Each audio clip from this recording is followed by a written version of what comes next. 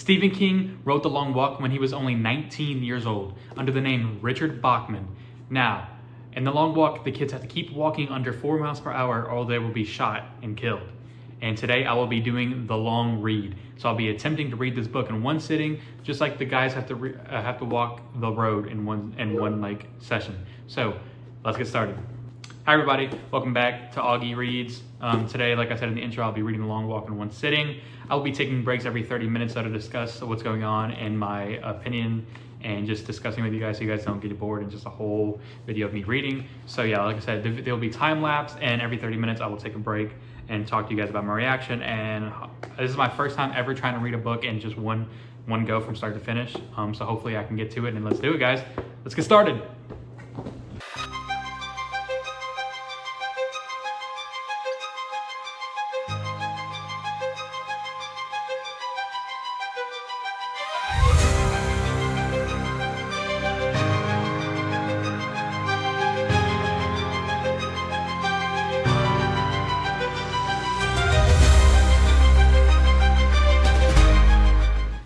All right, guys, we're at our first checkpoint. It's not been 30 minutes, it's been about 27, but I decided to just do it now instead of later because I got to a new part, so I figured might as well just stop here. It's a good stopping point. Pretty gruesome so far, pretty good book. Some things I don't like about it. There's a weird, just like over-sexualized thing in this book, like the main character, Gary, I think his name is, Ray, whenever he's walking, like any time he sees a girl, like they just immediately fall in love with him. And like he literally made out with a girl and then he got aroused, and then another girl, he was like looking up her skirt. It was not a fan, some weird shit going on. We got a couple deaths going on already though.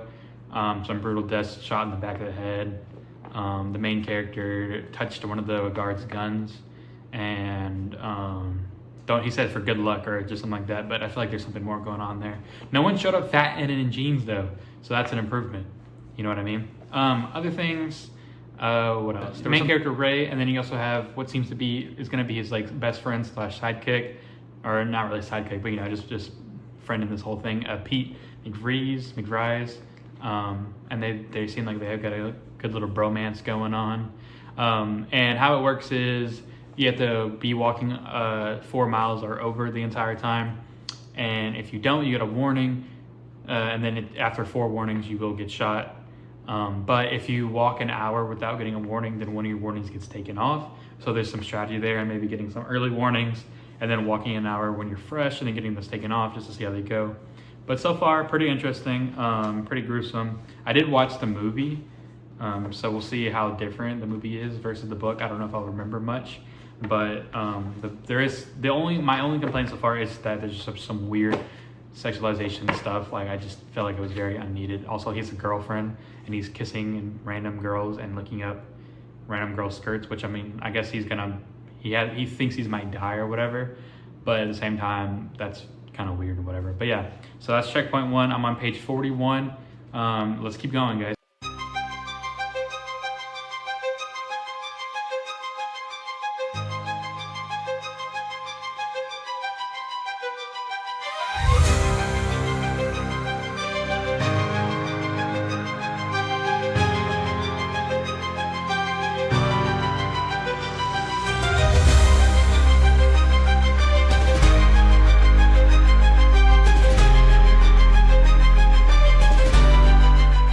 All right, everyone, welcome back to checkpoint 2 of Reading the Long Walk. I am on chapter 5, page 80.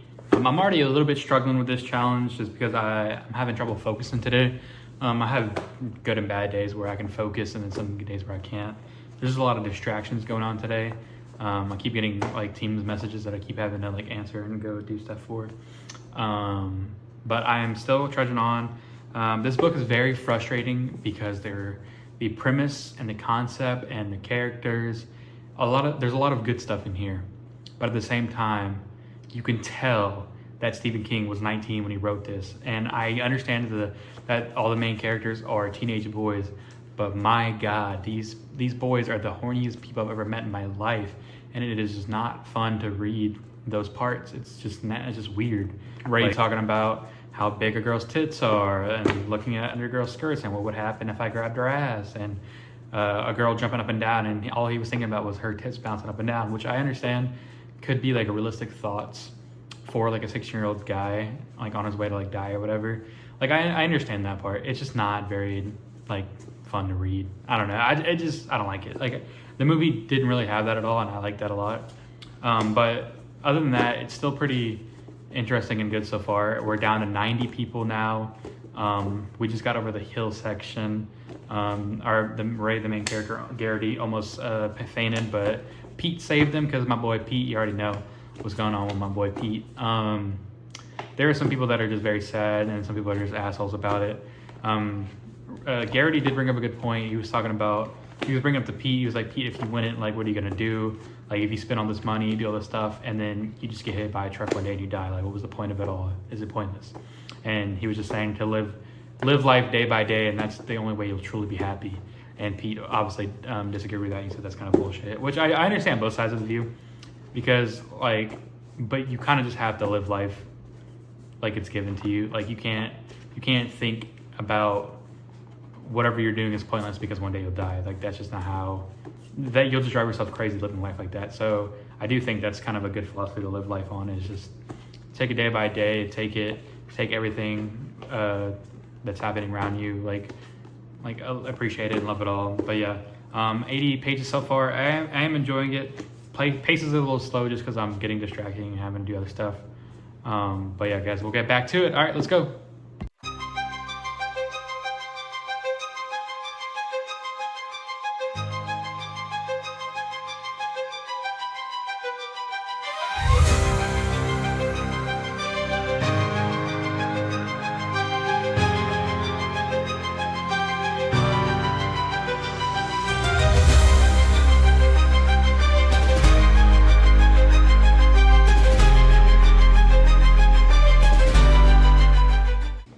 Alright guys, welcome back to checkpoint number 3. I'm on page 128. I'm about 90 minutes in, give or take, 10 or so. And it is starting to wear on me a little bit. It is a pretty gruesome and like just sad book. Like really nothing happy is happening at all. It's just very just like, yeah, you know, dystopian. I'm actually curious if Suzanne Collins read or took any inspiration from this book, because it is like this world and this like state of everything, like this dystopia state that they have, very much is reminiscent of the mid 2000s or 2010s like teen dystopian era. So I feel like a lot of that came from this, which is kind of cool to see. You do get to see the brotherhood form between Ray and Pete a little bit more. Pete talks about his scar a little bit, and almost gets shot because he's yelling at the guards and everything, but Ray saves him. I thought we escaped the sex stuff, but apparently not, because it wasn't in there for at least like 20 or 30 pages. And then these past few pages I just read, one of the characters ran up to like a random woman on the side of the street, and she like hugged him, like she like wrapped her legs around him, and like he was getting like a crazy, like he was having a boner, and like he thought like they were about to like, you know, actually like have sex and everything like that. And whenever they didn't, he like got quote unquote blue balls, is what they said in the book, which is, I don't know, it's all like very childish stuff, and I kind of hate that part of the book, but everything else about the book I love. But because of his balls hurting so much, he fell to the ground, and then that was his fourth and final warning, and they shot him. So he died because he didn't get to have sex with the girl. It's whatever. Like, it is kind of weird. That is kind of turning me off from the book. Everything else I am loving about it. The brotherhood between Pete and Ray. Also, at the beginning of every chapter, there's like a quote from like a TV host, I believe, because one of them was like The Price is Right, and the other one was Bob Barker, which is kind of a cool like setup that they have going on in the book.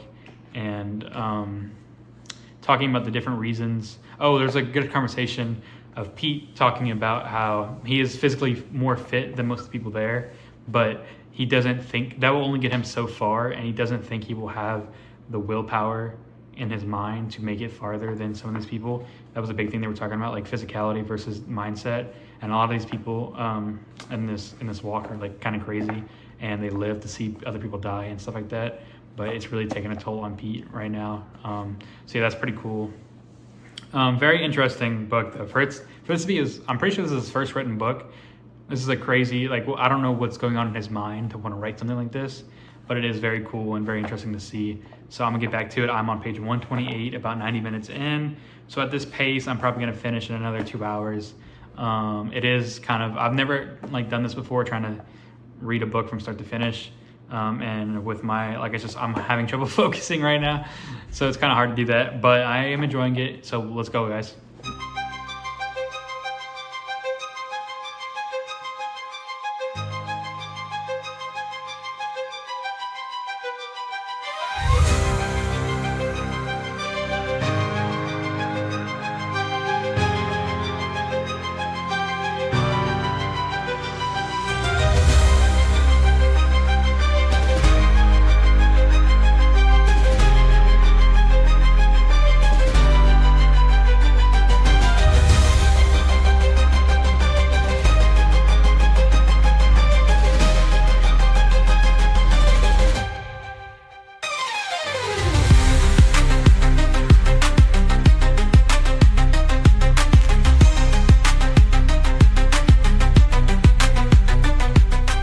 All right, everybody, welcome back to another checkpoint. I'm on page 167, chapter 9, about halfway, maybe a little bit over half. Let's see, it's about 300 pages in the book. So yeah, about halfway. This section I read was actually pretty chock full of interesting stuff. I mean, you had two of the boys fighting. Barkovich was one of them. He kept tripping a guy, and eventually it got him killed, and that's why they keep calling him murderer now, because he purposely tripped one of the other boys to get him killed.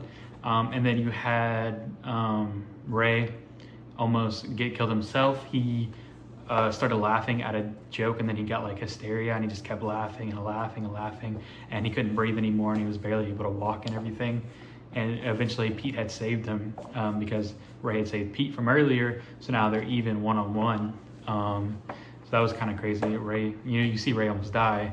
And then one of the other boys, his legs were trampled over by one of like the vehicles that the guards drive. And he was just on the ground with his screaming, my feet, like it was very gruesome. And the soldiers were just pointing the guns at him, saying, get up, warning, get up, even though they're the ones who like ran over his legs and he literally can't get up.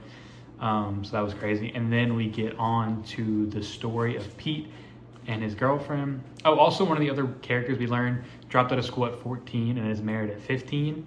I don't know how true that story is. I don't know if he's just an unreliable character and he's lying, but if not, being married at 15 after dropping out of 14 is kind of crazy.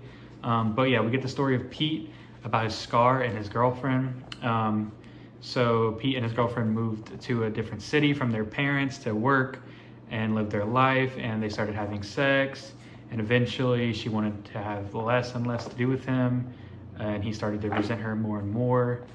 He wasn't making as much as she was. They lived in different apartments, and they were never able to see each other in their apartments. They would just always like go to like a drive-in, and that's where they would have sex or whatever. And eventually she didn't want to anymore, and he was over there.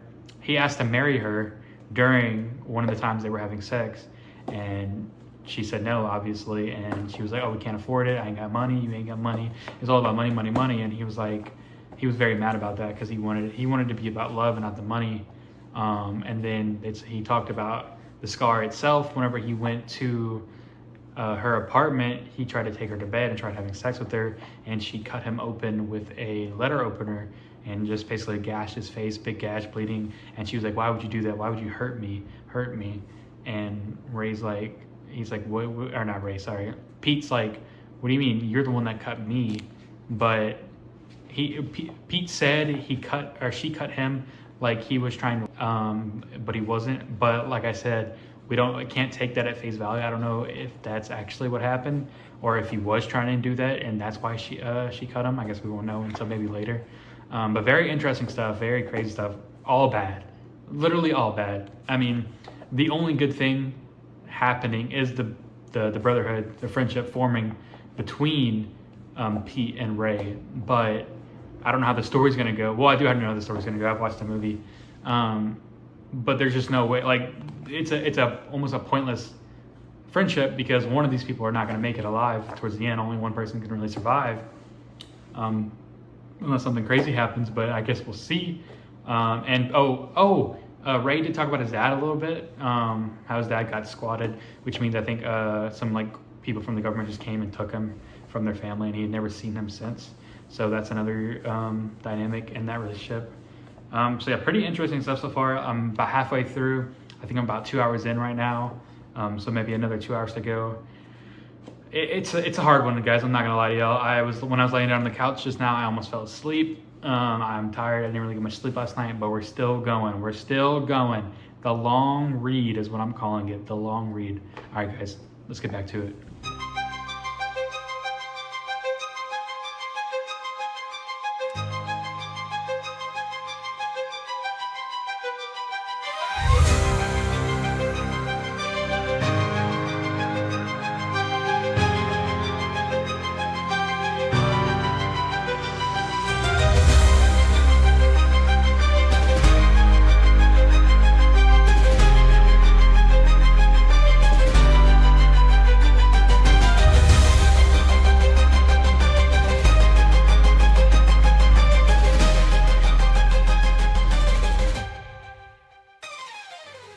All right, I'm back for another checkpoint. I'm on page 208, chapter 11.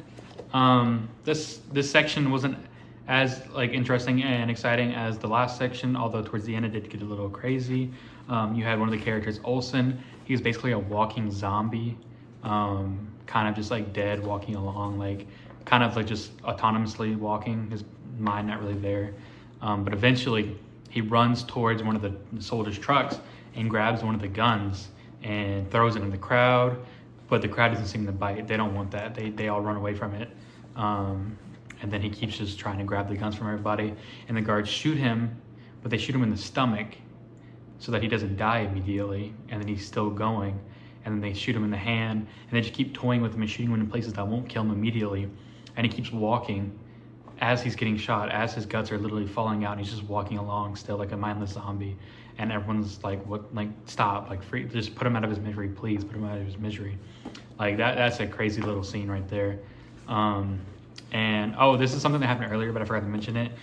Pete was talking about the long walk, and he was like, "If you were to go back and do it all over again, would you?"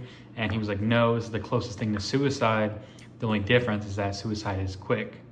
And I was like, "Damn, that's like really, like it's hard to hear because." You know, like they are doing this long walk, and yes, it is suicide for most of them, for all of them except for one.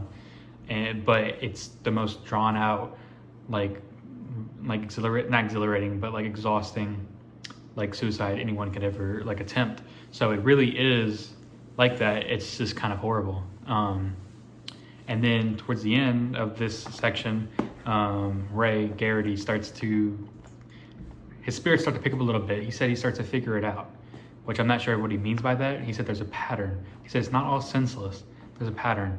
And Pete's just like, "Nah, bro, everything's trivial. Like, this is dumb. Like, we're gonna die. Like, all of us are gonna die." So yeah, I'm excited to see where it goes.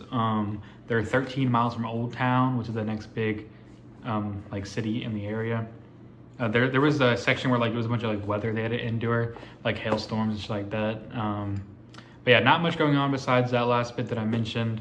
So we're reaching the end though. I only have this much left. So I'm about 66% of the way done. I hope you guys are enjoying this journey so far. It is something that I'm enjoying, but at the same time, it is something that is an endurance test for me, as it is for these people in this book. Like I said, I'm calling it the long read. So let's get back to it.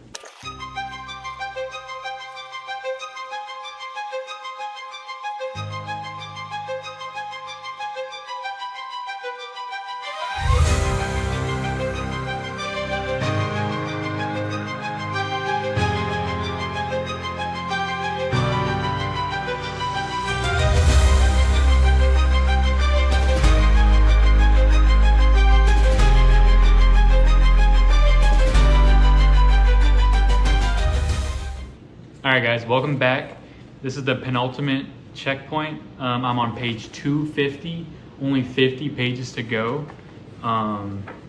This past section was pretty interesting.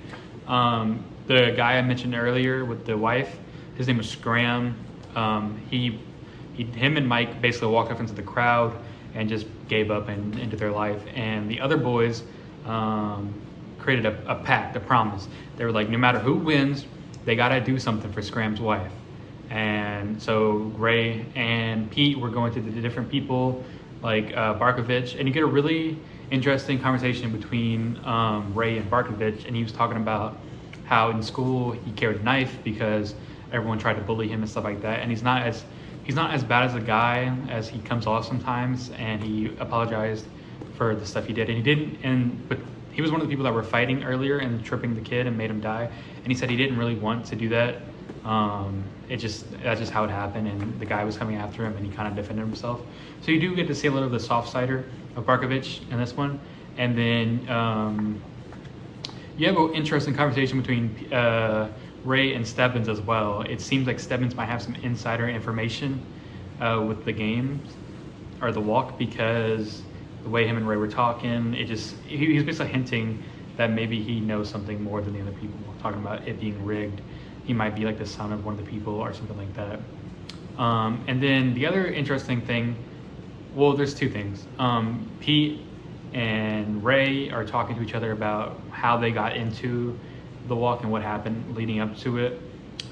Ray, sorry, names get confused sometimes. Ray Garrity's whole family, or his girlfriend, his friends, his mom were just begging him not to go through with it, but he just felt like he had to for some reason. And then Pete, he basically just like signed up for it, immediately left his family and just wouldn't do it, even though, because if his dad would have found out, his dad would have just like tied him up and not let him go. Like, that's what he was saying. And then Abraham was talking about how he made it seem like a prank and everyone thought it was a prank and they were all joking about it and everything. And then he wakes up one day and he's actually part of the walk. So that was an interesting thing.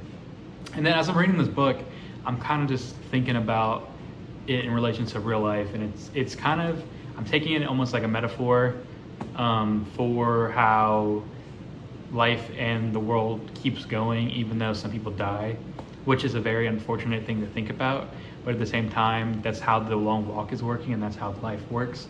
As they're going on this walk, people they know, people they don't know, just people around them are dying, but they have to keep going. And that's kind of just how like life is. Like, if for anybody that's lost people in their life, it's one of the most horrible things you can ever experience, but you have to keep going, or else like you're just gonna drive yourself crazy, or you're not gonna like the world keeps going. Unfortunately you can't just stop and just let it stop you from living your life and everything like that, which is kind of crazy to think about. It makes it kind of surreal reading this as we're getting closer to the end of the book. Literally like I said, 50 pages. Everything's getting more real and more like serious and deep. And yeah, guys, I'm really enjoying this book. I am really glad I'm reading it. So far I'm liking the movie better, but that's just because of some of the stuff that they changed in the movie. I feel like it's better, and I just love the casting of Cooper Hoffman and the guy they played, Pete. But yeah, guys, I'm about to get back to it and finish it. So my next checkpoint will be talking about the end of the book. If you guys like this video, please like, comment, share, subscribe, do all the things down below. This is something completely new for me, and something that I don't even know how it's gonna come out, how the final product's gonna come out. I hope it's a good product. So if you guys like it, please share and subscribe and like. And if you have any other video ideas you want to see from me, let me know down below. Like I said, I'm open to any suggestions. And I'm really grateful that you guys even watch my videos. So any of you, any like means the world to me. So yeah, guys, let's finish the long walk.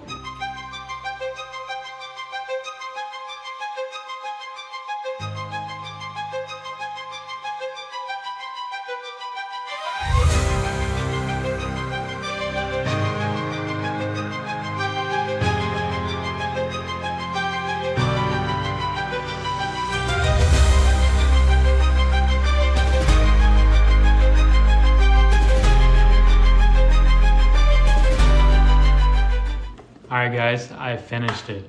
If you can't tell, I am tired and exhausted, but I did it. This was such a gruesome, sad book. These last 50 pages, literally like cutting onions. My eyes were watering basically the whole time. The start of it starts with them making it to Old Town and Ray seeing his girlfriend and his mom and basically wanting to give up at that point. He tries to grab their hand and everything and just end it all there. But Pete, being the man he is, saved Ray once again. Even though every time Pete saves Ray, he's like, that's the last time, not doing that again, not doing that again. But he does it every single time. And they keep on walking, and they keep on walking, and the other people are dropping like flies. Just dead, dead, dead, dead, dead. And eventually, Ray turns around, and Pete's just on his knees. Pete gave up. He's just like, Ray, go. Like, and Garrity's like, no, Pete, come on. And then eventually, he just has to let him go, and they kill Pete. And it's just it's just Ray and Stebbins left behind, and they just keep walking, and eventually Stebbins falls, and it seems to be that Ray won the long walk. But I'm not gonna lie, I'm a little confused by the ending. I don't know if I'm just like being dumb and not being able to wrap my head around it, because I was just trying to get this over with and not really like taking the slow time to do it. But I'm gonna read the ending, and you guys let me know your interpretation of it. Because my interpretation of it is that he just saw like Pete's like ghost, or just like a figure of Pete to egg him on to keep going. But I'm just gonna read it, and you guys let me know. Garrity stepped aside. He was not alone. The dark figure was back, up ahead, not far, beckoning. He knew that figure. If he could get a little closer, he could make out the features. Which one hadn't he walked down? Was it Barkovich? Colleague Parker? Percy? What's his name? Who was it? Garrity! The crowd screamed deliriously. Garrity! Garrity! Garrity! Was it Scram? Gribble? Davidson? A hand on his shoulder. Garrity took it off impatiently. The dark figure beckoned in the rain, beckoned for him to come and walk, to come and play the game, and it was time to get started. There was still so far to walk. Eyes blind, supplicating hands held out before him, as if for alms. Garrity walked toward the dark figure, and when the hand touched his shoulder again, he somehow found the strength to run. So yeah, that's my interpretation of it, guys. Let me know what you think. Pretty great book, even better movie. I'm so glad I read this. I'm so glad I did this video. I think it's been a little bit over 4 hours. I'm not entirely sure I've been keeping that much track because I've had to like split the video up in parts just because it's too much to record on one video. But yeah, guys, let me know what you think. It's been a journey. This was an incredible book. I've never done that before, reading it all in one go, and it was very fun. If it was more of a lighthearted book, it might have been like less exhausting to do it, but it was just sad after sad after sad, and just like, it is a very good. I recommend anyone go watch the movie or read the book, especially for these two actors right here. Cooper Hoffman, one of my favorite new actors right now, and Davis Johnson, I think his name is. Really great actor. He was the android in the new Alien movie. So yeah, guys, thank you so much for watching. Like, comment, share down below, subscribe, and just let me know what else you guys want to see. Auggy out.